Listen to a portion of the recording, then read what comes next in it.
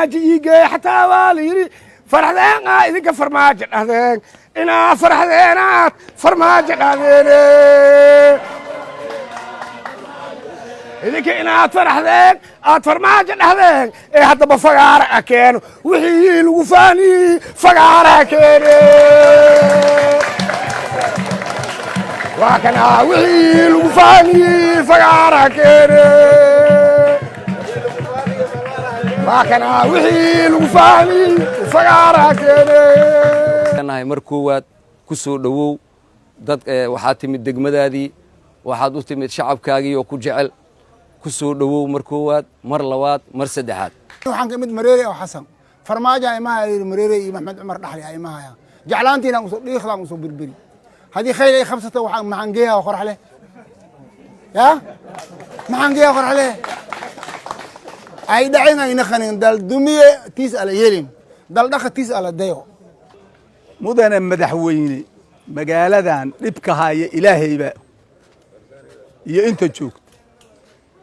وحنوم ملاينا يا مقالد جدهيد دور إسبارة دحتها ومقالد جدهيد دور إسبارة دحتها برنامج هذا بحضنا وركيد برنامج wax laga qabtona ma jirto maamulaana ka jirin oo wax ka qaban karin ayagii markaan u tagno waxay leeyihiin waxaan qaban karna male maamulkii madaxweynuhu meeshaan dhibaatooyinka ka jiro dhibaatooyin muddo badan is soo dul saarnaa waaye wadankii wanaagiisa iyo beerihiisa iyo sharaftiisa iyo dawladnimadiina meeshan ay taalaa say u shaqaysana waa la leeyahay maashaad aad aan u faraxsanahay annaga dadkayga maamulkaaga waxaan soo qabno hoosaan u dhaqan doonaa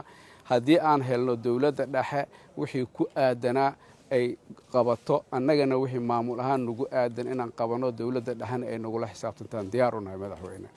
markaan hadalkiina dhageystay saddex arrimood yaa ii soo baxday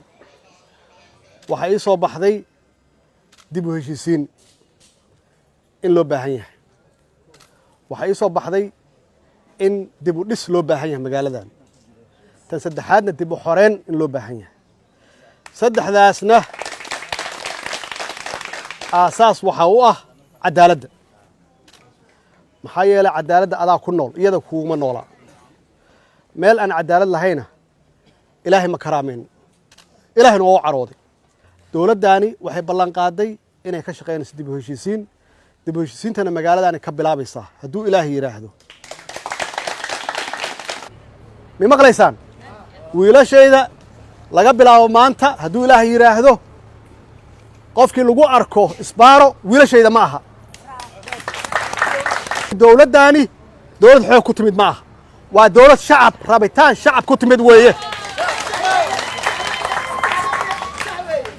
awooddan idinkaa iska leh annagu ma lihin annagu waxaan idin nahay adeege